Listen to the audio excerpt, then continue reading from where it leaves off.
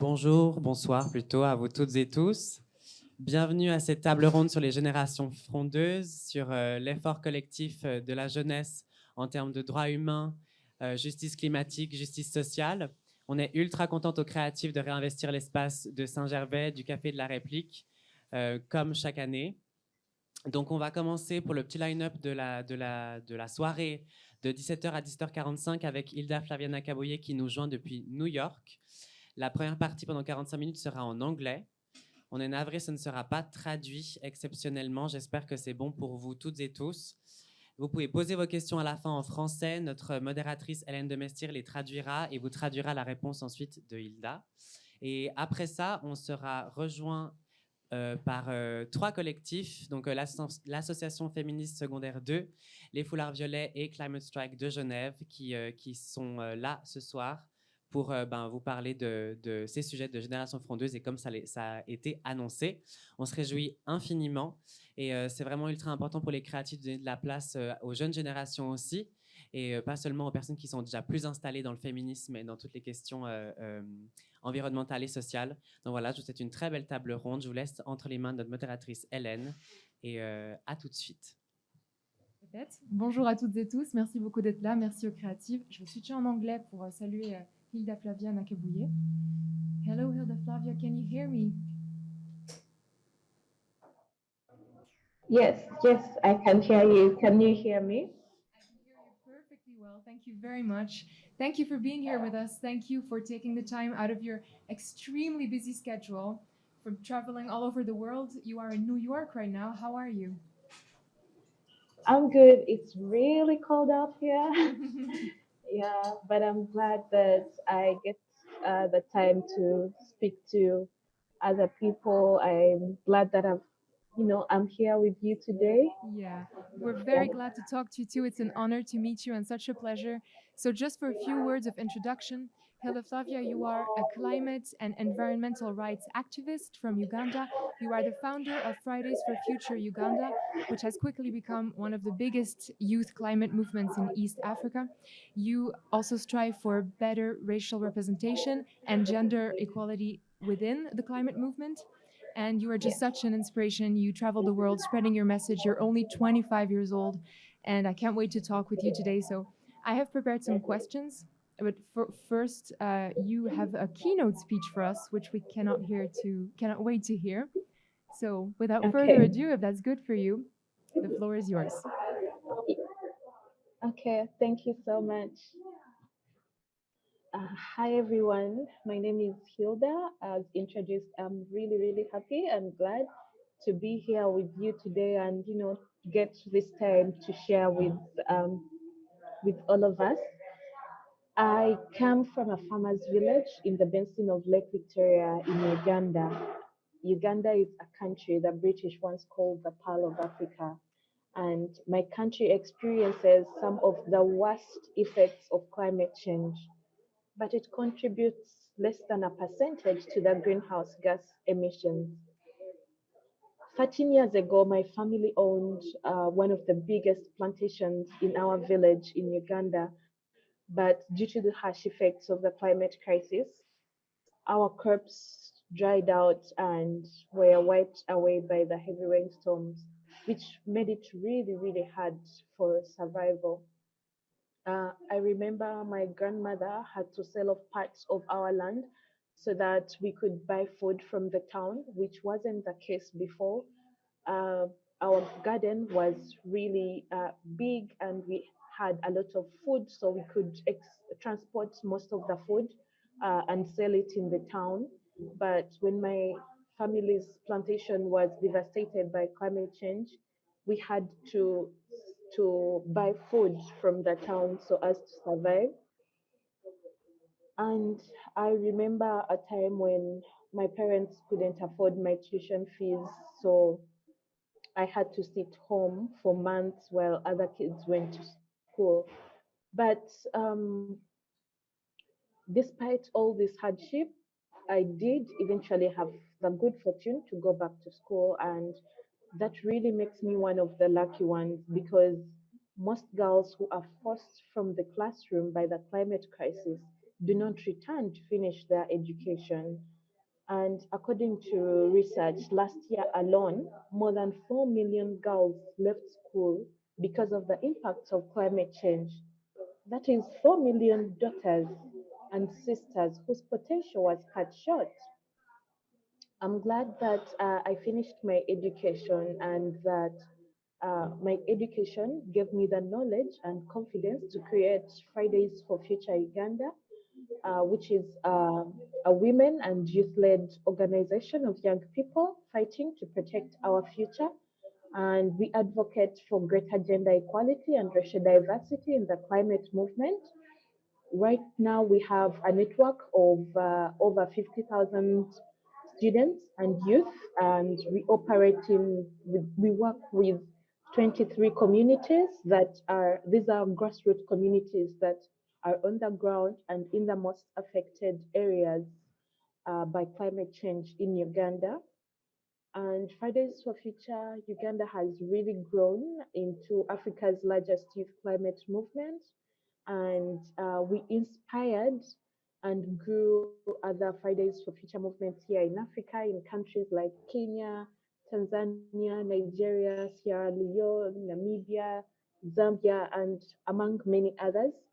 And back home, we work with vulnerable communities. Like I shared, 23, we work with 23 communities, and we work with, most of them are women, and because women are the ones who are most affected by climate change impacts, just like UN said in the research that 80% of the victims of climate change or people affected by climate change are women and children. So in these vulnerable communities, we mostly work with women because they are the ones bearing the brunt and often face the responsibility of keeping up or having to survive the effects or protect their families in order to survive these effects of climate change. They often have to provide food, shelter, and all that. And so they bear the biggest burden or responsibility when a climate change effect happens. So we work with women in finding and implementing solutions to the climate crisis that are both reliable and sustainable. For instance, I'll give an example of a project we are working on. So this project is empowering young women on the front lines of climate change. And under this project, we support over 100 women that live in drought hit areas. So what we do is we help them, we support them to start up sustainable food gardens. And these food gardens are mostly vegetable food gardens. So we build vertical gardens to enable them if because we depend so much on our land in Uganda. If you do not have land, then you are considered poor because land is what feeds us. Land is our main treasure, I would say, because without land, you don't have a home, you don't have a garden, you don't have a source of food. So without land, you're doomed. So with many women being in families that are most oftenly led by men, men often take over the land. So women do not have land rights. And what we try to do is, even if a woman does not have land rights or land, they can be able to produce for their family. So we construct these vertical food gardens that even when someone has a small home or a one-room home, they can still produce food for their family and for themselves. So these vertical food gardens are good. They occupy less space and they provide food for these families. So this we started this because what happens in the drought season is women do not have food for their families and they face the burden of looking for food. So during drought, it's very, very hard to find food. So if they have these food gardens in their balcony, they can be able to get food for their families. So we support them to start these sustainable food gardens so that during the harvesting time, they dry the vegetables and then store them until the drought period comes so that they don't have to move long distances to find food during the drought because it affects their health, it affects their mental stability, it affects their family. It's a cause of violence in many families in Uganda.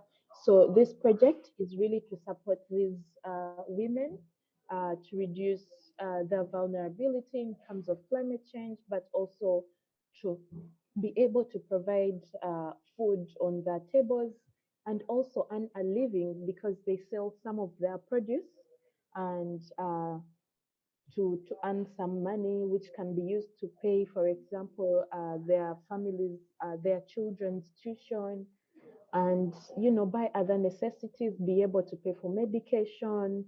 And when we started this, we realized that it reduces many insecurities or injustices in our societies, such as gender-based violence, such as food insecurity, and other social injustices.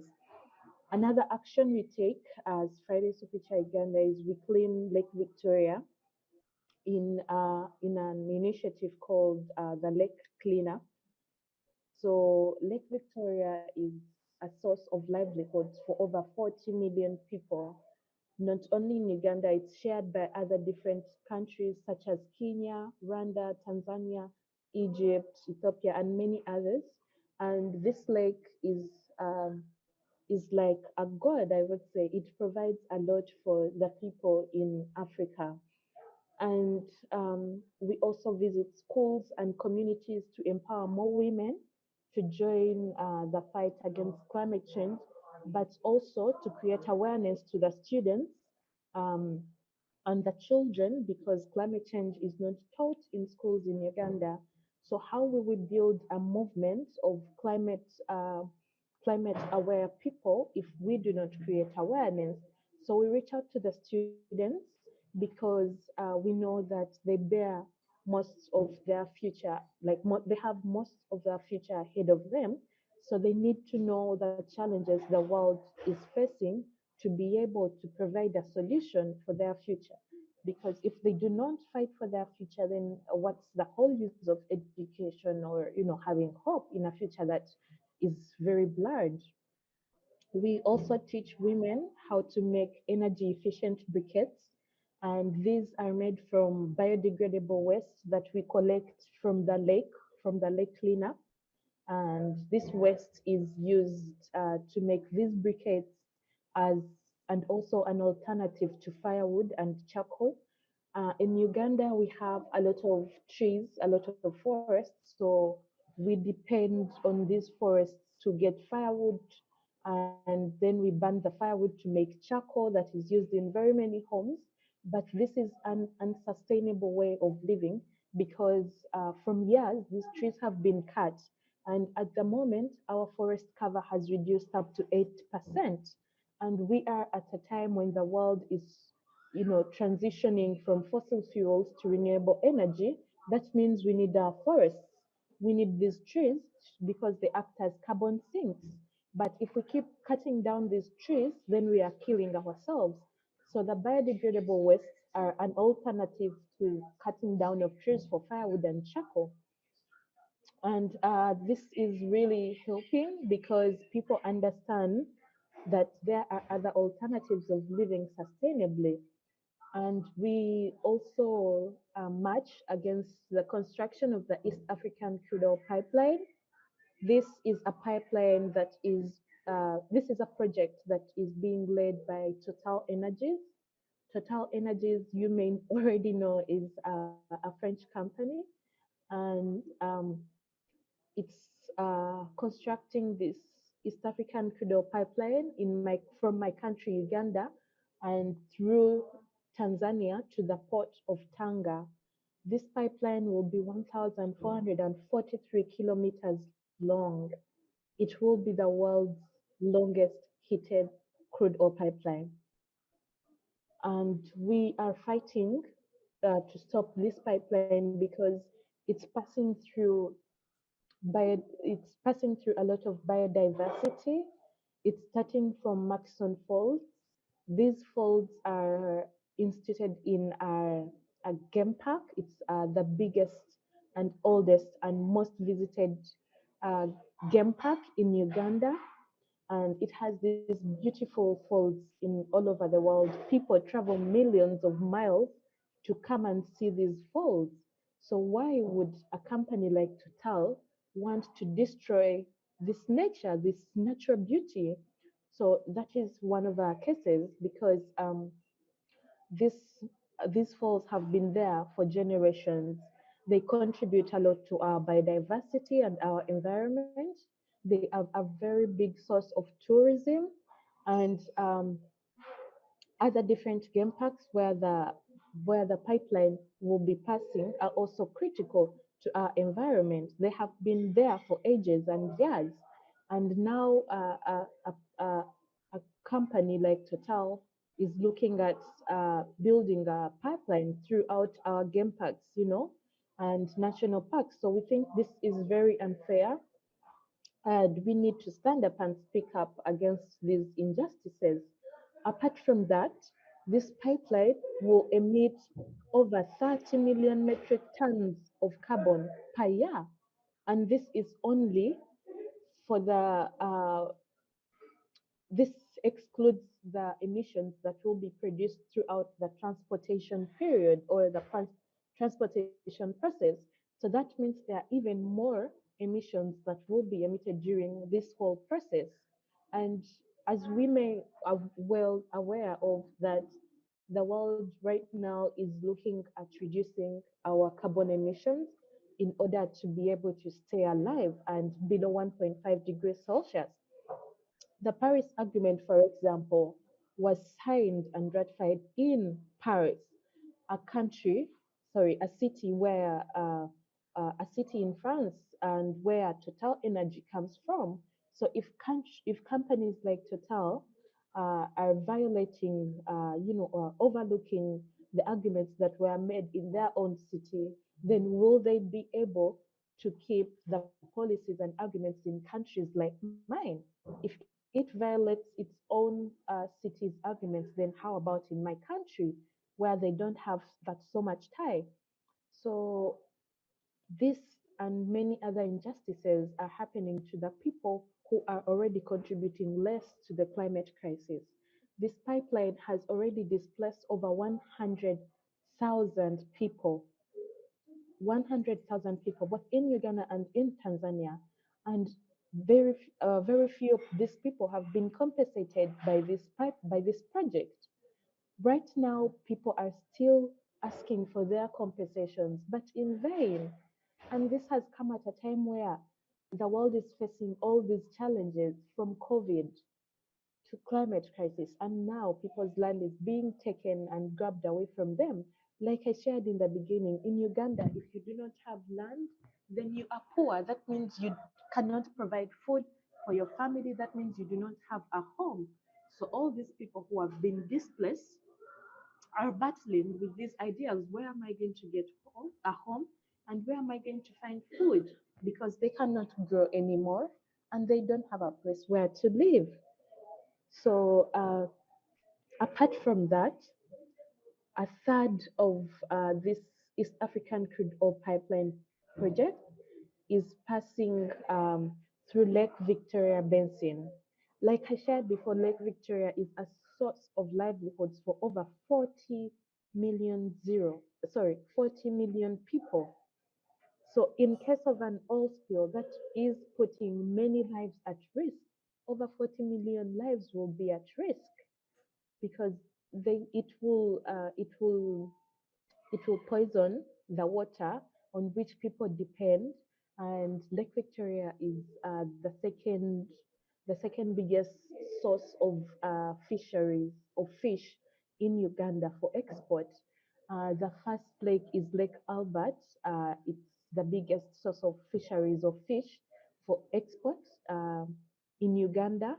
And that is the part where this East African crude oil pipeline is going to start from. So it's starting from a place in Hoima called in Uganda. Sorry, the pipeline is starting from a place in Uganda called Hoima. And Hoima is next to Lake Albert, where this project will start from. And Lake Albert is the biggest source of fisheries. So in case of an oil spill, those are two biggest lakes in Uganda, Lake Albert and Lake Victoria, that are at risk. But also this pipeline is passing through over 100 rivers in our country and in Tanzania. So that means most of our water bodies will be at risk. And that means many lives will also be at risk. We've all seen these injustices, and what we've tried to do is to call out or reach out to companies and financial institutions to ensure us that Total Energies and CNOOC is a Chinese company that owns 8% of the ECOP shares, and Total as a company owns 62% of the shares. So CNOOC owns 8% of the shares, and the government of Uganda and Tanzania each own 15% of these shares. So we've reached out to these financial institutions and insurers and asked them to stop funding or financing Total as a company, because it's diverting this money into the East African crude oil pipeline, which is violating human rights and killing um, people's future. It's causing a lot of harm to both biodiversity and wildlife. So we've also had many strikes, many protests in the country, and protests also in Europe, trying to create solidarity and raise awareness about this East African crude oil pipeline, and to call on Total to stop the construction of this pipeline. We've met different people, different politicians, and talked to them about the effects of the pipeline. We've also had meetings with different banks in Europe, trying to make them understand the effects the East African crude oil pipeline project has on the people of Africa, but also with the whole world, because what happens in Uganda affects not only Ugandans, but the whole world as well, because we breathe the same air, we live on the same planet. So if there's a challenge in one country, it will later affect each and every one of us. And our greatest achievements or actions as Fridays for Future is being able to implement all these climate actions and projects, some of which I've shared. And we've also been able to mobilize numbers. Like I shared in the beginning, we have a network of over 50,000 students and youth. And at the moment, one of our biggest challenges is having influence on our political level in our country, because politicians in our country do not understand the urgency of climate change. And another challenge we are facing as Fridays for Future Uganda is funding. For example, we had a team to represent at COP27, which I think it's still going on Yeah, in Sharm exactly. el So, Sheikh, sorry, Egypt. there's so much to unpack already. If you don't mind, I'll start with my questions because this is a very important day. Just you were talking about COP27, and today is the day that the discussions have been prolonged. And so you were present at the COP27 these last days, and I was interested to know what's your feeling about this kind of conferences. Are they still useful, or do you think, like many other environmental activists, that they don't bring about enough action today, that we so urgently need it? What is your opinion on this? Uh, so my opinion about COP, um, when we were organizing in the beginning to attend COP, we were told that this is an African COP. Mhm. At least many people called it an African COP, and we had so much hope because we thought maybe this is the time when world leaders would listen to African voices, give them space and, invite them at the table to make contributions. But this was uh, a COP where Africans were invited for presentation but not participation. Our views were not prioritized. We literally didn't have a place at the table. So our voices were not listened to. It had meetings were in, closed doors, and our views were not taken into account. So to me, this wasn't an African COP because our voices were not listened to. And we saw today morning I was looking through what ideas or what's going on with COP, and I saw a picture where leaders took a photo, and in this photo there were only men, you know and I was like, where are the women? This COP had to be inclusive. It's a diverse COP, so where are the women on the table? And at this generation, we really need women voices to be front and center in these decision making tables because women face the effects of climate change firsthand. That means they can draw on their experiences to offer solutions. So, what solutions are being discussed by an only men, house? And that is why we are having trouble implementing or finding solutions to climate change, Mhm. because women's voices are not included, and yet we can offer concrete solutions drawing from our experiences. Another Yes, that's my opinion. Thank you. Sorry, sorry for cutting you off.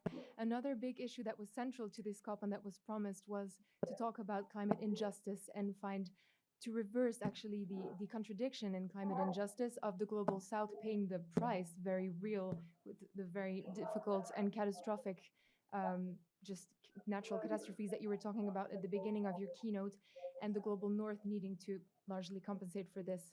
Um, what needs to be done then if the COP has not managed? What needs to be done globally for this injustice to be reverted today? Well, I think the first thing to create a big change is having political will.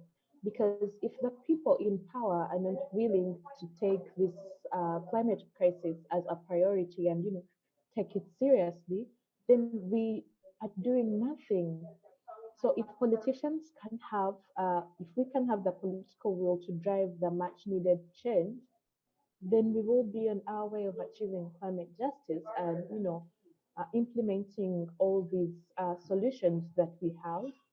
And another thing that I would suggest, if politicians can have an understanding or can have the urgency of climate change, because this is an urgent issue. We have seen its effects in various states, in various countries, and the science has been warning for years about, the change, and we still find that this is not taken as a priority by our leaders.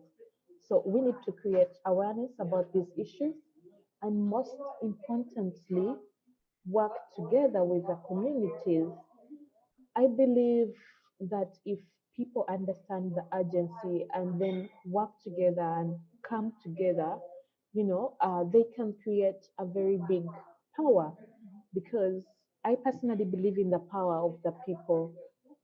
And if people understand and then we come together and fight this uh, injustice, we can be stronger than the political will.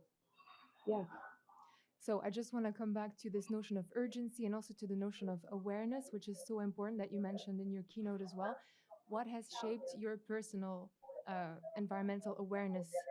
Was there a key moment in Uganda that made you think or feel that it was so urgent to act right now because things are happening right now? Yeah, I just shared that in my keynote that I am a victim of climate crisis, and growing up, my family was devastated by these impacts. at the extent that we had to buy food from the town, which was really expensive, to the extent that we had to sell off part of our land to be able to survive, to the extent that I had to miss my class because my parents couldn't afford tuition fees. And these are the things that pushed me to go even beyond, to be working tooth and nail to make sure that these injustices don't happen to other people in my country or even elsewhere. Mhm. Yeah. You do so much, you travel the world, you speak out, you spread your message, and you often mention that you are doing this also for the future generations who deserve better than the world that we are sort of on the brink of leaving them. What would you tell? Because this is a room, I'm not sure if you can see everyone, but there are many young people in this room. I'm sure many of whom are also activists, are also very sensitive to this climate cause. Um, how would you describe the day-to-day life of a climate activist in Uganda? What are the challenges you face there? Just to Okay. spread your It's a message and bit. to spread your cause. Yeah, it's a big question. Yeah, and there is a bit of a change in activism in different countries. For example, in Uganda, activism is really hard, and it's often, attributed to anti-development, um, okay, we are often related to like non-development by our government, but this is not the case. I always tell people that activism is about being informed, feeling the urgency and understanding what challenges we are facing and being able to speak up to the political bullshit because we find that politicians know what is happening or our leaders, but still they choose not to take it as a priority or as urgent as it has to be because they feel comfortable in their own spaces. But then what happens to the people who are uncomfortable? What happens to the people who are facing the effects of climate change on a daily basis? What happens to the lives that are being lost by these floods and droughts each and every year? They need to speak up, and this is the time in our generation where we need to speak up and say no to these injustices. They have been going on for years, but who will speak about them? Everyone is passing on the responsibility. When I was speaking to my dad, for example, about climate change and the effects, he's like, "Yeah, we grow up seeing that, but I don't think we have much of a say." And then, so it's like it's not their burden, so someone has to bear a burden, and it's this generation that is facing this burden. That's why we are seeing so many activists rising up because we have a future ahead of us, and if we do not fight for our future, then why are we in school? Then why are we even living? Because it won't make sense. We will be gone in few years. Science says that we have less than 8 years to be able to act, to be able to reverse the effects of climate change. But those years are not even guaranteed because at the moment we are seeing that the impacts of climate change are becoming intense and more intense. So if we have less than 8 years and climate change is still not taken as a priority, and people still think that activists are anti development, then how are we going to be able to secure our future? Mhm. Yeah. And to quote Greta Thunberg, who says, "We don't want your hopefulness, we want your panic, like the house is on fire," because it is. Do you still have, and this is my last question before we'll take some questions from the audience, do you have hopefulness in your heart today? Is there still some hope amongst all the urgency, of course? That's a question I normally get, and I just want to share that hope is what we have left right now. We live by hope, and if we lose it, then what's the whole point of living? We depend on this hope because we always hope for a better future. We always hope that our actions turn into something meaningful. We always hope that world leaders listen to us. We always hope that people around us understand the urgency and stand up and work with us. So it's all hope we have left. Without we don't have a choice. We have to be hopeful. Yeah. Thank you very much for these inspirational words. We will now, I think there's a few minutes left for questions from the audience. Donc si quelqu'un a une question, je la traduis. Pardon. Je la traduis volontiers. Je vous vois pas très bien, je suis désolée pour celles et ceux auxquels je tourne le dos. Pas de question du tout. Je traduirai même la réponse, hein. Promis.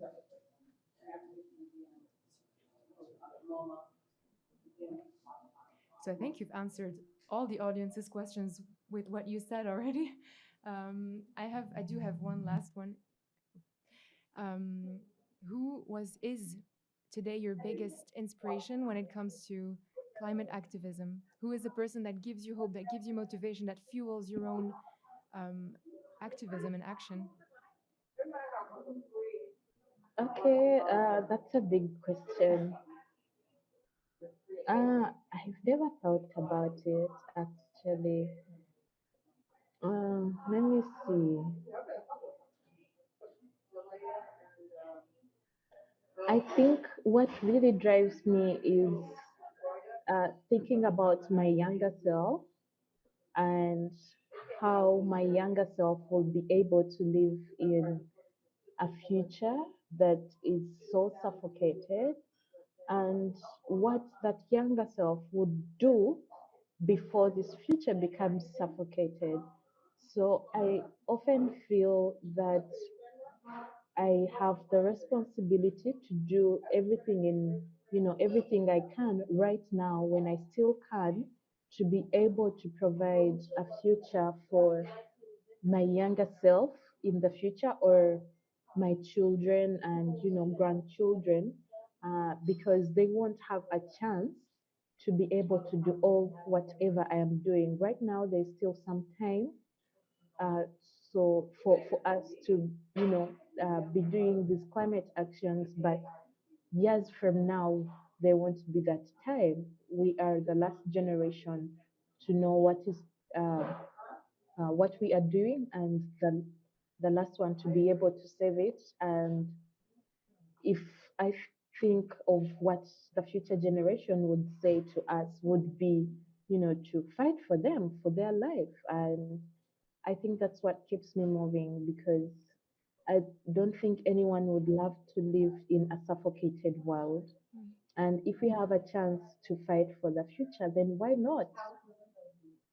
That's a great answer. They're great final words. I'm just going to turn towards the audience one more time to see if there's maybe a question. Dernière chance. Ah, I see a question. We're just going to hand the mic over to the person who has a question for you, Hilda. So 1 second. Okay. Thank you. Can I just ask in English? How do you feel about climate activists in more rich countries like Switzerland? We're in Switzerland. So, like, how do you feel about how we militate? I think it's about. Yeah, with the action that they're leading. Sorry, the question was what I feel about activists in Switzerland. In richer countries, how you feel about the actions that are being led by the young activists like yourself, but then more in the global north and the richer countries. Oh, well, I feel like activists in the global north have a lot of privilege, and they can do a lot of actions that activists in the global south and specifically Africa cannot. For example, in my country, protests are criminalized. Like, you can't just wake up and have a protest in front of, for example, Total Energies or our parliament. You will get arrested and detained. And that is the privilege that activists in the global north have. But you can't have a protest, you can have these actions in front of these offices, and it's safe. In my country, it's not safe. So I think that activists in the global north should, continue to do whatever they can, because they have uh, they have more security, I would say, than activists in the global south, and to support activists in the global south in whatever way they can. For example, having a solidarity strike around the East African crude oil pipeline will be safer and more will be of more impact happening in the global north than it is in the global south, because in our country it's not safe, and it's putting many lives at risk. And if activists, for example, in the global north have this strike calling on an European company like Total, or calling on their governments to, stop funding or financing or supporting such companies, it will be a great action, or you know, yeah. Thank you. Est-ce qu'il y a d'autres questions? Are there any other questions? One last question, if that's okay, Hilda Flavia, for you. Yeah. Thank you. You were talking about Total Energies. I was wondering how it is in Uganda. Like here, there is still part of the population that believes or prefers to believe in this, what is greenwashing of Total, or just doesn't know about it. How is it in Uganda among the population? Does like people know about it? Is it well known or just ignored? Mm. Okay, so the issue in Uganda is that they don't know much about Total Energies, but they know about the oil in Uganda, so the oil that Total wants to export.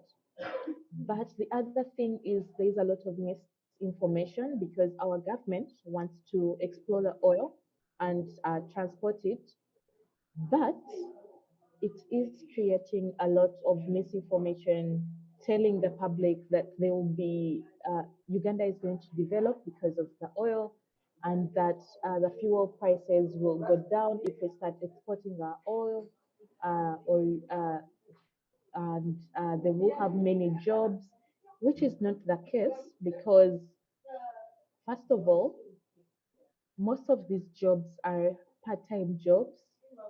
They're about they're temporary jobs for 3 to 6 months, which do not really make a big difference in someone's income or status, and they are low status jobs.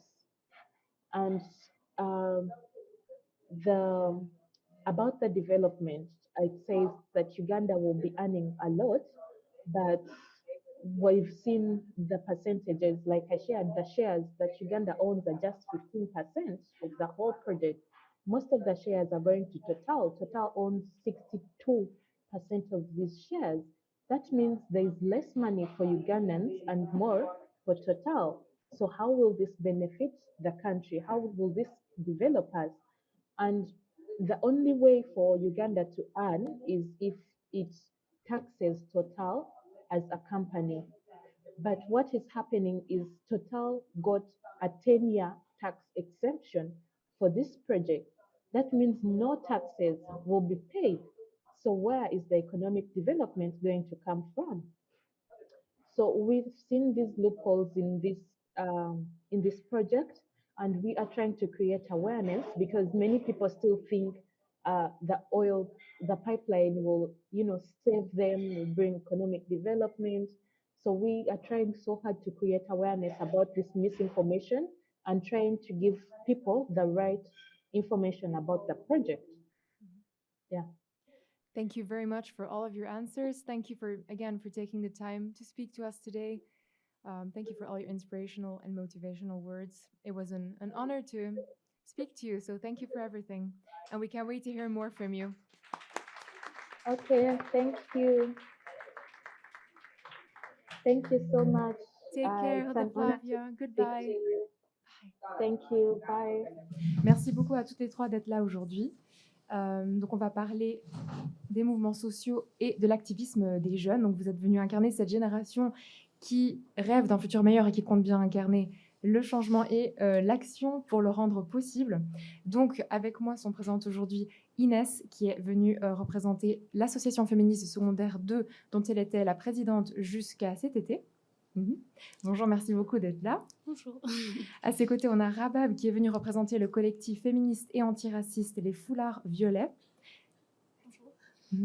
Et on a aussi, je suis désolée de vous bloquer la vue. Comment je peux faire ça? Comme ça. On a aussi Lucia, qui est venue représenter le mouvement Climate Strike Genève, plutôt pour l'action pour le climat, évidemment, qui est bien connu. Donc, merci à toutes les trois d'être là. Merci. Alors, peut-être la première question pour faire plus ample connaissance, est-ce que chacune est d'accord de me raconter un petit peu comment vous avez choisi l'association, le collectif dans lequel vous êtes engagée, et quel a été le moment du déclic pour vous, le moment où vous avez ressenti, là, je dois agir, je ne peux plus rester sans rien faire.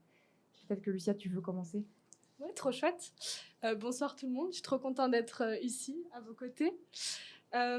Pour parler de déclic, moi, ça fait depuis que je suis petite que je suis intéressée à la cause sociale, que je vais dans des manifestations. Et par rapport à pourquoi je me suis engagée pour le climat, ça a été à travers la grève du climat d'abord, c'est parce que je me suis rendu compte de la place qu'a Genève en tant que... le rôle qu'elle a qui est international, le nombre de choses qui sont négociées à Genève pour financer des projets, le nombre de sièges de multinationales, de banques.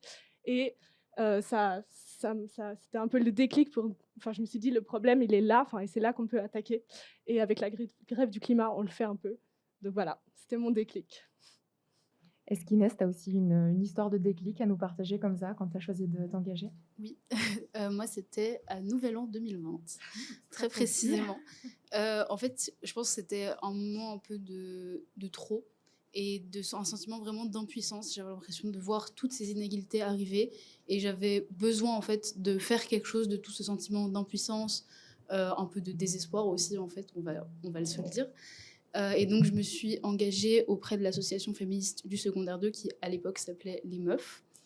Et parce que en fait, c'était au sein des collèges et donc c'est peut-être moins des problématiques moins globales comme la grève du climat, mais du coup on avait des résultats peut-être plus précis et plus, on va dire, rapides. Ça dépend aussi un peu de comment on le voit.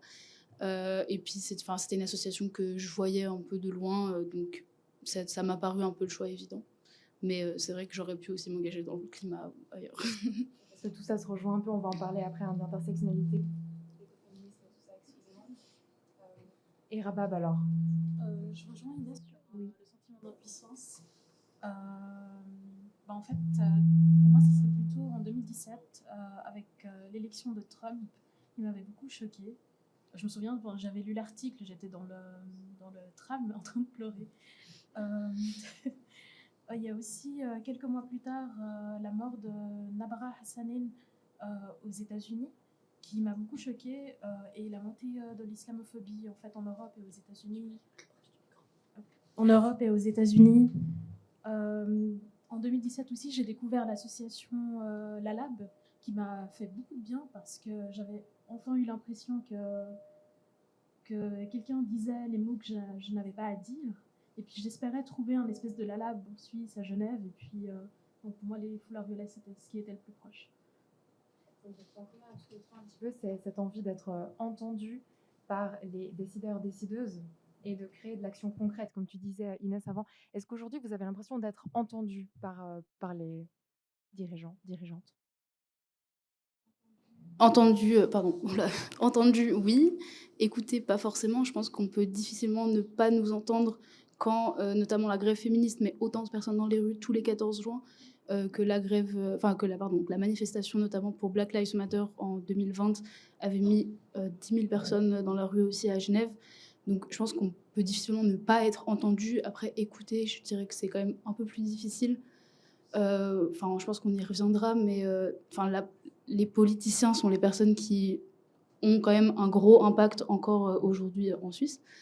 Et en fait, c'est pas forcément nous qui arrivons à faire porter notre voix assez haut. Enfin, c'est pas la majorité, en tout cas, au niveau des institutions politiques. Et donc, du coup, nos revendications ont peut-être un peu de la peine à se concrétiser au niveau de la politique. C'est vrai qu'il y a une différence importante entre être écouté et être entendu. Est-ce que, Lucia, tu ressens aussi cette différence? Oui, tout à fait. Surtout que j'ai l'impression, et c'est hyper désolant, qu'on nous fait croire qu'on est écouté. On nous fait croire qu'on va prendre des mesures et au final, c'est que du greenwashing ou que des mesures qui ne sont pas mises en place. Et donc voilà, c'est désolant. Pour ma part, je me sens ni écoutée ni entendue.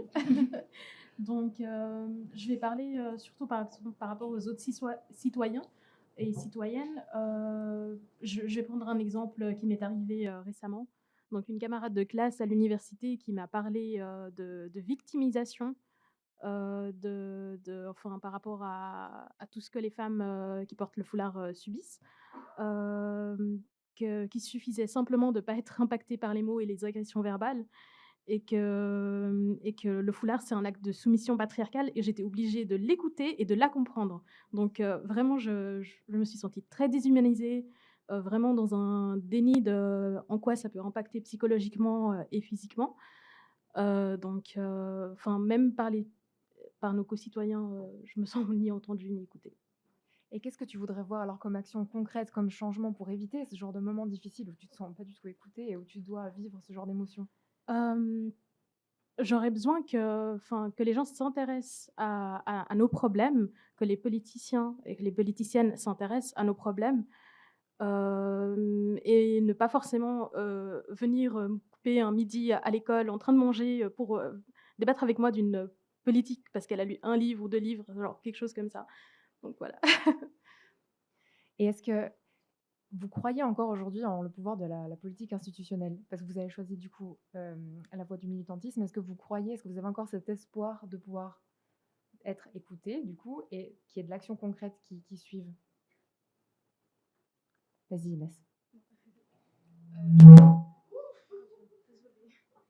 Je pense que, enfin, actuellement, on peut difficilement se passer des institutions politiques si on veut avoir des changements concrets. Après, il faut quand même évidemment prendre en considération le fait que ces institutions, elles sont faillibles et qu'elles participent en fait à une reproduction des discriminations, que ce soit envers les femmes, envers les personnes de couleur, envers les personnes musulmanes, enfin toutes sortes de discriminations notamment, et même aussi d'un point de vue de la crise climatique. Donc il faut prendre ça en considération, mais je pense pas qu'actuellement on peut se passer du domaine politique. Après, je pense qu'on peut pas non plus se reposer que sur ça, parce que comme je disais tout à l'heure, en fait, c'est majoritairement des personnes plus âgées, des personnes blanches, des personnes de classe sociale plus élevée qui votent, par exemple. Et donc le Parlement, il n'est pas forcément représentatif de nous, nos revendications à nous par rapport au climat, par rapport au racisme, par rapport au féminisme et ce genre de lutte. Donc il faut qu'on continue de militer à côté, parce qu'en fait c'est aussi notre voix dans l'espace public qui fait qu'on peut porter ces revendications jusqu'au Parlement. Et je pense que c'est essentiel aussi que la société civile et que juste des mouvements sociaux soient importants et agissent en parallèle de la politique, parce qu'en fait le domaine politique n'a pas nos intérêts en tête. Et notamment au Parlement, il y a une majorité du DC, on le sait. Donc, c'est pas des personnes qui ont notre intérêt en tête, et il faut que nous, on porte notre intérêt jusqu'aux institutions politiques. Après, du coup, je me répète, mais je pense pas qu'on peut s'en passer actuellement.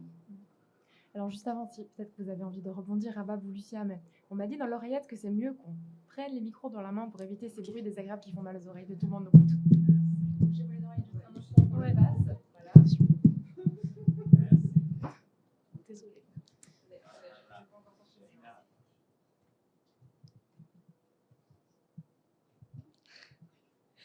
Ça va être mieux comme ça. Ok. Est-ce que vous avez envie de rebondir sur ce que Inès vient de dire avant que je... Je voulais juste rebondir sur le terme personne de couleur, que personne racisée serait peut-être un peu plus approprié. Donc les personnes racisées, c'est ceux qui ont été mis dans les races, qui ont été racisés. Donc je voulais rebondir sur les femmes, pardon, en fait, par rapport aux femmes qui portent le foulard, en fait, les agressions viennent directement de l'État. Par des votations, par une loi de laïcité non inclusive, par d'autres déclinaisons privées ou bien institutionnelles comme l'école, les stages, les hôpitaux. Combattre l'islamophobie genrée, c'est vraiment impossible sans les institutions. On ne peut pas faire que de la sensibilisation. car la violence, elle est aussi menée par l'État. Voilà.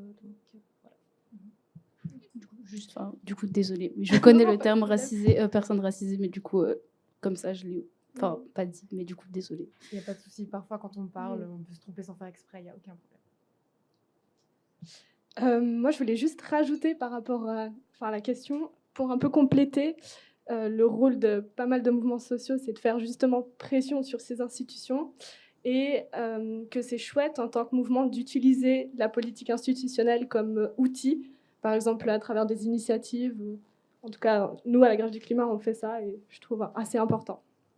Et je pense que du coup, par rapport à ces initiatives, etc., on a la chance en Suisse de pouvoir justement quand même avoir un système qui fait qu'on arrive quand même à faire remonter, même de manière institutionnelle, nos voix, alors que, enfin, plus ou moins, même si, alors que dans d'autres pays, c'est moins facile ou moins possible.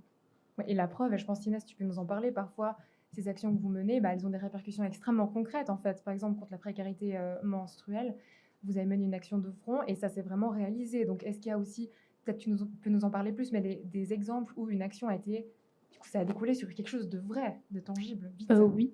Ouais. Du coup, nous, avec l'association Féministe du secondaire 2, on a mis en place des boîtes de protection périodique dans les toilettes de plusieurs collèges. Et puis, il y a aussi d'autres associations d'étudiants qui ont fait ça dans divers collèges de Genève. Et en fait, un petit peu avant ça, donc après la grève féministe du 2019, Elena de Freitas, qui est une politicienne au Grand Conseil genevois, avait posé une motion pour réduire, mettre à disposition dans tous les lieux publics des protections périodiques. Et en fait, ça avait donc été refusé.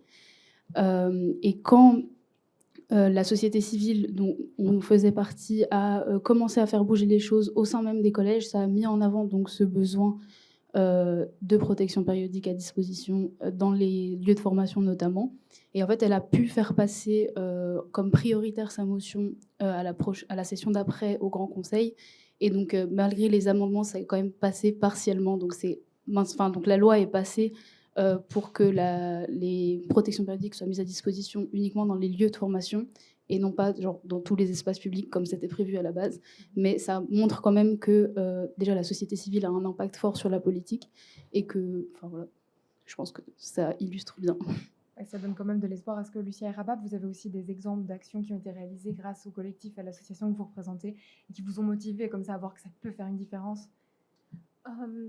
Pour moi, c'était plus une exposition d'art, de photos, qui s'appelait Survisible, invisible à nos histoires, où donc j'avais fait plusieurs photos qui parlaient. Donc il y avait une série de photos qui s'appelait Morte sociale, où bien je mettais en scène moi en train de me faire tuer par un homme blanc dans une forêt pour parler de la loi de la laïcité.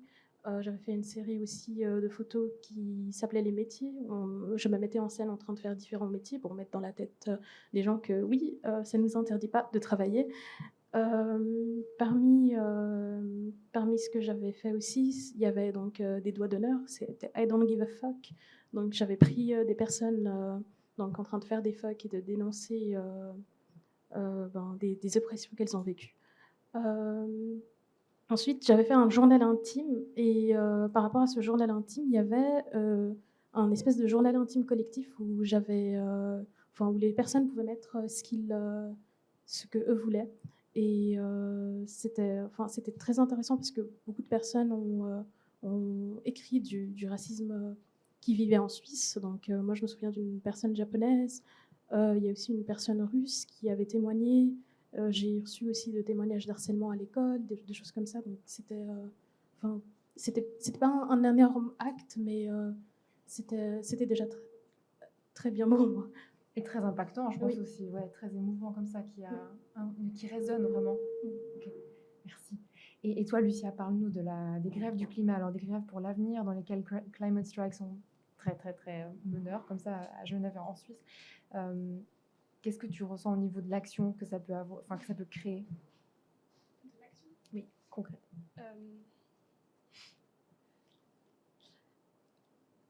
Je ne sais pas vraiment comment répondre à ça, mais ce qui a fait plaisir à voir et ce qui est trop chouette, c'est que l'impulsion des grèves du climat le vendredi dans les écoles, ça a mené à que chacune puisse se politiser, enfin militer à leur manière, à sa manière, et de voir aussi que chacune a pris une direction différente dans d'autres mouvements, En fait, ça a été un peu une propulsion, enfin, je sais pas comment on dit.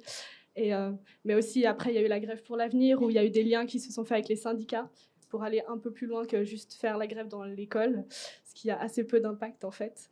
Mais voilà. Donc un réel impact, et on voit aussi aujourd'hui, c'est partout dans l'actualité, des activistes pour le climat qui vont très très loin pour attirer l'attention, qui vont jusqu'à envoyer de la soupe et des pommes de terre sur des œuvres d'art. Qu'est-ce que tu en penses en tant que, comme tu représentes Climate Strike aujourd'hui? Alors, franchement, honnêtement, je pense que chaque stratégie, chaque moyen est légitime et a trop de sens parce qu'on est dans une telle urgence par rapport à l'urgence climatique. Donc, si n'importe quel collectif ou individu veut faire quelque chose, qu'elle le fasse. Et ça aura toujours du sens, quoi. Et par rapport à la soupe, ça fait tellement polémique, je trouve ça hallucinant. Et on réagit, et au final, ce qui est chouette, c'est qu'on en parle un peu. Malheureusement, on ne parle pas assez du message qui est derrière. Le message qui dénonce les financements fossiles et le pétrole, l'extraction de pétrole.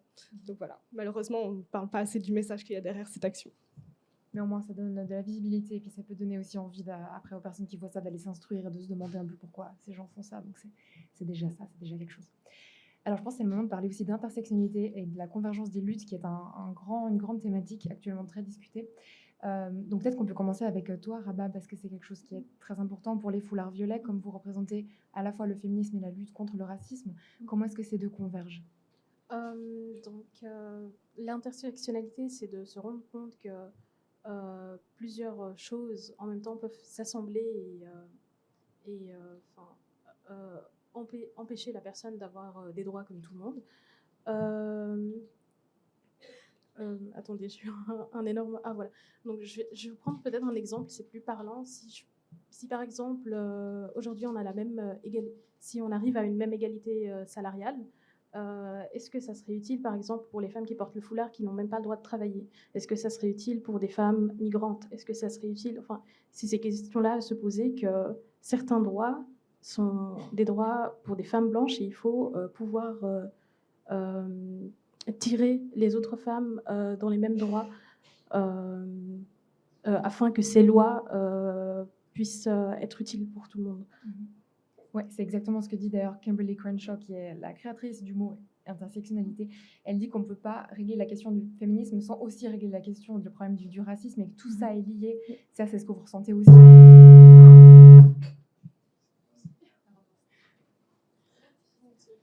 Petit problème technique. Voilà. Est-ce que ça, c'est aussi ce que vous ressentez? Oui, totalement. Et puis, on peut parler aussi des personnes porteuses de handicap, des personnes sans papier, etc. Ouais, c'est des luttes qui sont liées. C'est ça, on en vient aussi à l'écoféminisme. Hein, donc Inès et Lucia, l'écoféminisme, donc qui consiste à penser que le système de domination des femmes est le même que le système de domination qui mène à la destruction de la nature. Est-ce que vous vous retrouvez toutes les deux dans l'écoféminisme ou pas forcément?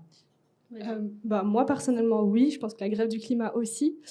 Surtout quand on sait que la migration, la migration climatique, elle va beaucoup plus toucher les femmes qui sont précaires dans les pays qui vont être le plus affectés.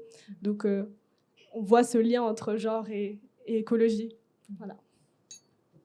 Personnellement, non. Mais du coup, j'aimerais juste préciser que du coup, là, je parle en tant que moi-même et pas en tant qu'association, parce qu'on est une association qui regroupe plein de personnes qui ont des idées du féminisme qui peuvent être plutôt différentes, parce qu'il y a plein de courants du féminisme. Donc personnellement, je me retrouve pas forcément dans les notions d'écoféminisme, mais je trouve qu'elles avancent des idées intéressantes. Après, je suis plutôt dans une approche peut-être un peu plus anticapitaliste et moins écoféministe, même si je sais qu'il y a beaucoup de points communs. Du coup, voilà. Mais après, je trouve que l'intersectionnalité, c'est super important, sachant que nous-mêmes, on est des personnes qui avons des aspects multiples. Je suis une femme, mais je suis aussi lesbienne, je suis aussi juive, et donc du coup, c'est des discriminations qui s'ajoutent. Et je pense que du coup, tout le monde peut se retrouver dans ce que je viens de dire. Et ouais, donc c'est un truc d'avoir des droits, mais par exemple, récemment, il y a eu la journée où les femmes arrêtent d'être payées. Donc c'est-à-dire que on dit à partir de maintenant, c'est comme si c'est comme si on n'était plus payé au vu de l'écart salarial. Mais en fait, c'est une moyenne qui est faite surtout par rapport à des femmes blanches. Et il me semble que donc ça c'est à peu près en novembre-octobre pour les femmes blanches, du coup. Et il me semble que pour les femmes noires ou avec le voile, c'est genre en juin. Donc ça montre quand même qu'en fait, à quel point c'est important ces questions d'intersectionnalité. Enfin, je suis pas sûre des chiffres, mais du coup. Oui, c'est possible que ce soit les chiffres français. Vous n'avez pas forcément les Suisses, mais est-ce que tu as envie de rebondir sur ça, Arda? Ça va, c'est bon. Pardon, j'avais l'impression que tu veux dire quelque chose. Alors oui, donc un autre exemple justement, c'est la votation sur la VS21 qui était à la fois pour le climat assez catastrophique et aussi, sur d'un point de vue féministe, un petit peu avancé à l'envers, disons. Est-ce que ça, c'est aussi quelque chose que vous rejoignez en fait dans ce phénomène? Pardon. Oui. Oula, non, pardon, désolée. Oui, nous, en tout cas, en tant qu'association, on a quand même essayé de beaucoup sensibiliser les jeunes à cette question. C'est vrai que la retraite, c'est compliqué comme question, hein. Enfin, on a un système qui est assez compliqué en Suisse. Donc, c'est difficile d'intéresser les gens de manière générale, mais encore plus les jeunes, parce qu'en fait, quand on a 18, 19 ans, on ne se pose pas forcément de questions sur comment est-ce qu'on va payer notre retraite quand on en aura 65. Mais bon, la 65, c'est peut-être avoir beaucoup d'espoir sur notre futur. Mais du coup, on a essayé de sensibiliser par rapport à ces questions, parce qu'en fait, justement, c'est des questions compliquées et les jeunes s'y intéressent pas forcément et vont pas forcément militer dans ce sens. Mais c'est vrai que là, en l'occurrence, je pense qu'on peut tous être d'accord que cette réforme, elle a été un peu faite à l'envers, c'est-à-dire augmenter l'âge avant d'augmenter les salaires, etc. Donc, et je pense que du coup, ça s'inscrit vraiment dans une question d'intersectionnalité, notamment pour les personnes qui ont moins de chance dans leur choix de métier, on va dire. Oui. Donc, je peux revenir sur la loi de laïcité de 2019 qui interdit les femmes qui portent le foulard de travailler avec le foulard, même parfois un turban africain qui n'est pas religieux. Parfois, elles se font par exemple traquer par leurs supérieurs. Ils commencent à parler de religion, etc. Donc voilà. Je crois que j'ai divergé de la question principale. Il n'y a aucun souci. Vas-y, continue, c'est ta pour le... C'est tout. C'est tout. Ah ok, pardon. Du coup, voilà, je vais me retourner vers toi, Lucia. Est-ce que tu peux nous parler de ce que tu ressens pendant les manifestations, pendant les grèves pour le climat, pendant toutes ces choses? Vous êtes quand même assez devant. Ça fait quoi en fait de vivre ça? Il y a bientôt en avril dernier, il y en a eu une, le 25 novembre aussi. Enfin voilà, il y en a tout le temps, un petit peu au programme. Qu'est-ce que ça fait d'être au cœur de ça? Je pense que les manifestations, c'est plus un moment où on va se rencontrer, on va pouvoir apporter plusieurs éléments à travers les discours. Et la question, c'est comment je me sens en manifestation. Je trouve que ça fait du bien d'être rassemblé. C'est une des raisons pourquoi on fait des manifestations.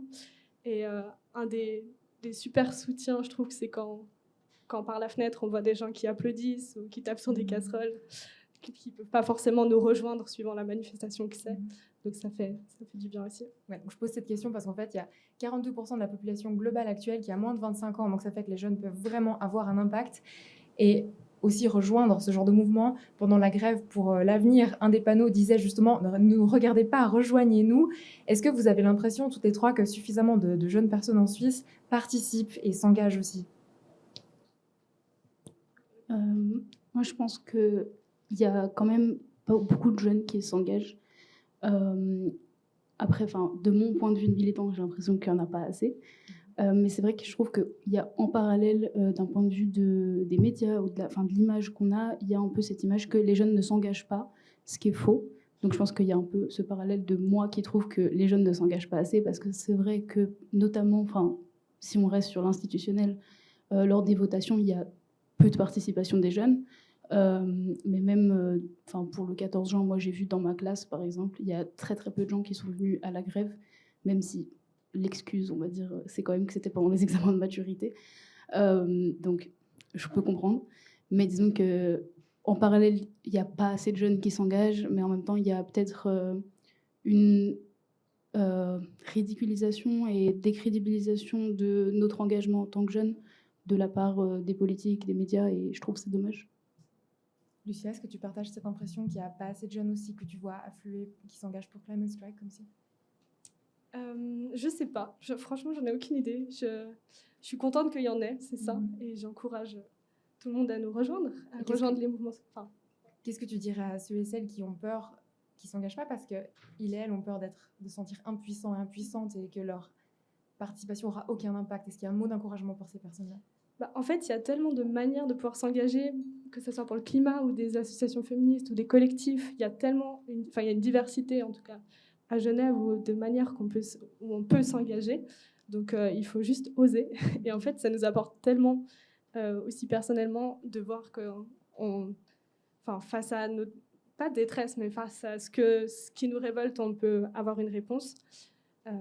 Ça fait du bien et on apprend plein de choses, on fait des rencontres, ça crée des liens, c'est enrichissant. Voilà, ça fait un pep talk, ça donne envie de s'engager. Est-ce que Rapap, tu as aussi quelque chose à dire sur ça? Par rapport à l'engagement, il y a une peur de s'engager, il y a une peur d'être reconnu par un enseignant, par un camarade de classe, par quelqu'un au travail. J'ai moi-même vécu une enseignante qui a vu une vidéo de moi à la grève et qui insistait pour que je prenne part du cours, ou qui insistait pour que, que je parle de quelque chose qu'elle a envie de parler alors que je ne me sentais pas à l'aise. Donc, par rapport à l'engagement, j'espère que plus de personnes vont pouvoir s'engager dans les foulards violets. Mais c'est vrai qu'il y a une vraie peur de se faire reconnaître, d'avoir des répercussions, etc. Donc, par rapport à la peur, donc on va parler juste des émotions qui sont très très présentes dans ce genre de questions. Une récente étude a démontré que plus de la moitié des jeunes personnes ont de l'éco-anxiété et que c'est ça aussi qui pousse leur activisme. C'est juste cette anxiété, cette peur par rapport à ce que nous annonçons, ces mauvaises nouvelles liées au climat, à l'inertie politique, etc. Est-ce que Lucia, tu ressens cette éco-anxiété? Alors, à titre personnel, non, parce que j'arrive à trouver des moyens pour y répondre et je ne sais pas exactement ce que c'est l'éco-anxiété pour moi. Et je trouve dommage aussi comment on met beaucoup d'importance sur ce sentiment d'impuissance face à la question climatique alors qu'il y a plein de solutions. Donc je trouve dommage qu'on parle beaucoup d'éco-anxiété. Voilà, désolée. Donc il faudrait plus axer, non mais c'est tant mieux, moi je suis ravie pour toi, plus axer sur les solutions pour donner justement aux personnes l'envie d'aller vers ces solutions plutôt que de se sentir accablées par une anxiété dont les médias parlent aussi tout le temps. Est-ce que c'est ça que c'est ça que tu veux dire? Ouais. Ok. Et toi Inès, quelle est un peu l'émotion qui nourrit ton activisme aujourd'hui? Je pense que c'est de l'espoir quand même. Enfin, comme en parlait, je sais plus son nom, désolée, la militante qui a parlé juste avant. India Flavia Nakabouye. Oui, désolée. Donc je pense que l'espoir, c'est quand même très important parce que en fait, c'est ce qui nous permet de durer dans notre militantisme. Moi, je croise beaucoup de gens qui, en fait, au bout d'un moment, à force de juste voir nos luttes, nos revendications se heurter à des murs ou à des refus répétitifs, qui, en fait, abandonnent ou s'engagent moins. Donc je pense que ce qui est important, c'est déjà l'espoir. Et juste pour revenir sur cette peur peut-être de s'engager, effectivement, genre ça peut être quelque chose qui retient les jeunes. Après, du coup, moi j'ai eu une expérience aussi peut-être un peu opposée, ce qui est tant mieux, on va dire, c'est que dans notre association, on a eu beaucoup d'échos qu'en fait, les profs, une fois qu'ils savent que nous, on fait partie de l'association féministe, enfin les profs ou les divers élèves qui peuvent perpétrer du harcèlement ou juste des commentaires sexistes, ils font plus attention parce qu'ils savent que du coup, il y a des élèves qui peuvent les signaler ou juste qui sont engagés dans ce domaine. Et donc, du coup, ça peut être un aspect positif aussi du militantisme. Rabat, est-ce que tu veux aussi partager ce qui nourrit toi, ton engagement et le fait qui te pousse à continuer à t'engager avec les foulards violets?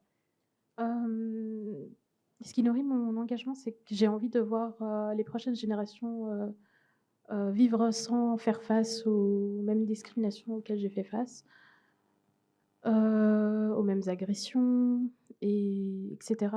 Et puis aussi beaucoup de colère, je pense. pousse ton action? Je pense que c'est un mélange des trois, vraiment.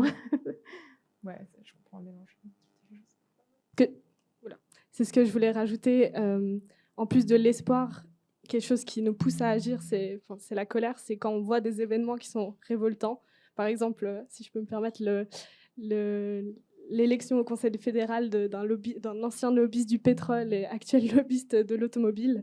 Et en fait, ce qui nous motive à agir souvent, c'est des événements qu'on trouve révoltants et en réaction, on va faire une action. Alors maintenant, imagine, après... Pardon, tu voulais dire quelque chose? Bien, c'est du coup l'espoir et la colère et puis peut-être l'impuissance du coup qui pousse surtout en tout cas à s'engager au début, puis après à continuer. C'est vraiment l'espoir et la colère. Je suis tout à fait d'accord avec ce qu'elles ont dit. Donc la colère, on va partir sur ça. Si vous aviez du coup l'attention totale des décideurs, décideuses et vous pouvez leur donner, leur faire passer un message et ils et elles vont entendre, qu'est-ce que vous diriez? Vas-y Lucia, tu peux commencer si tu as quelque chose. Mon Dieu, je ne sais pas si j'irai s'ils m'invitent à leur demander. J'espère bien. J'ai envie de répondre quelque chose de bateau, mais qu'ils prennent leur engagement, quoi. Ils promettent plein de choses, et le problème aussi par rapport à l'écologie, ils promettent d'arriver à des résultats, mais les solutions qui sont proposées par ceux qui ont le pouvoir ne sont pas cohérentes. On ne peut pas arriver comme ça. Par exemple, ouais, en fait, c'est de continuer dans une croissance qui serait verte, plus verte, c'est illusoire complètement. Et voilà, donc de prendre leur engagement et d'être cohérent en fait pour prendre, par rapport aux solutions qu'elle propose. Rabab, et si toi tu avais le micro avec de l'autre côté, dans l'oreillette, les décideurs, décideuses? J'aimerais demander aux partis et aux partis de gauche qui aussi, grâce aux voix des minorités, de plus s'intéresser à leurs revendications pour les inclure dans leur programme. J'aimerais demander un accès à l'emploi, peu importe notre apparence, un accès à l'éducation, un accès à la piscine et au sport pour tous, et de faire front dès le début quand il y a des actes islamophobes, racistes. Ouais. Merci. Et Inès, pour finir. Moi, je pense que je demanderais un peu pour tous les domaines, pas que le féminisme. Je pense notamment justement à la question climatique, en fait, de penser à nous, de penser aux jeunes, parce que nous, on a tous, en fait, en tout cas, une grande majorité d'entre nous, on a peur de notre futur. On se dit, mais pourquoi on fait des études? Est-ce qu'on va pouvoir avoir des enfants? Enfin, c'est vraiment des questions qui se posent, en fait, pour nous, parce qu'on se dit, mais dans quel monde on va grandir? Et désolée de le dire comme ça, mais les gens qui font la politique, ils sont souvent vieux et ils ne vont pas avoir ces problèmes d'ici, je sais pas, 30 ans. Donc peut-être penser un peu à nous, penser aussi du coup aux personnes racisées qui subissent en fait des discriminations. C'est pour les personnes racisées, c'est la même question. C'est donc la peur de la montée du fascisme. J'étudie, est-ce que je vais avoir un emploi? Est-ce que ça vaut la peine d'étudier finalement? Enfin, tout ce, c'est vraiment le même questionnement.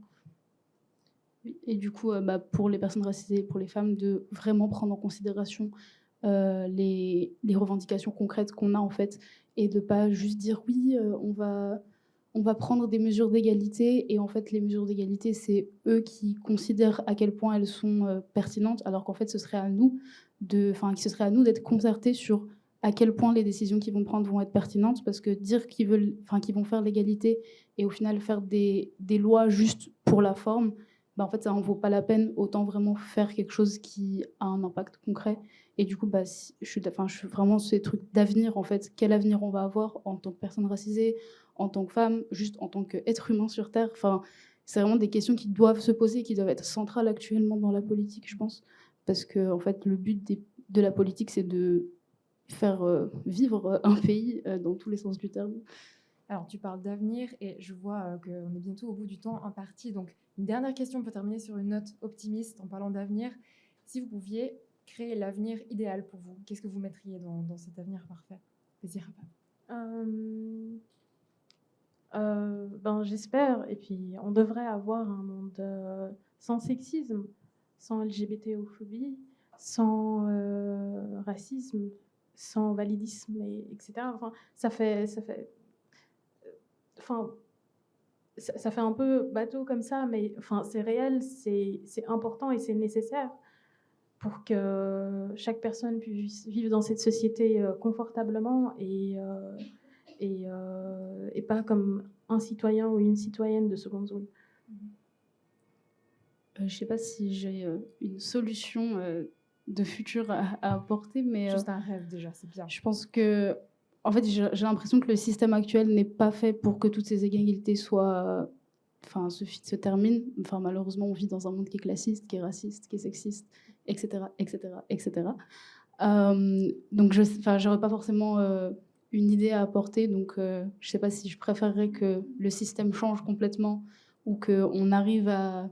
Enfin, je pense qu'une idée plus réaliste, du coup, ce serait qu'on arrive à remplir les failles du système. Je sais pas si ça fait sens. Et peut-être dans un monde utopiste de changer complètement le système et d'avoir un système sans classe, sans race, sans genre et tout ça. Enfin, mais ça me paraît un peu utopiste, justement. Alors, moi, j'aimerais une société où le mot profit, il n'existe pas, où le collectif, enfin, c'est la priorité, plus l'individu, où on travaille moins, on va... Enfin, je sais pas, il y a trop d'exemples où on pourrait faire que ça aille mieux, mais que aussi les métiers de l'agriculture, les métiers de la construction, les métiers du soin, les métiers du social soient beaucoup plus valorisés et enfin, qu'il n'y ait pas... J'aimerais dire quelque chose sur les riches, mais je ne sais pas comment le formuler. Je ne sais pas. Bon, alors juste pour reprendre comme Hilda Flavia Nakabouye a terminé, c'est l'espoir, c'est tout ce qu'on a, c'est ce qui nous fait avancer. Donc merci beaucoup à toutes les trois pour toutes vos réponses. Bravo à vous, merci pour votre présence aujourd'hui. Et je pense qu'on peut les applaudir. Parce que...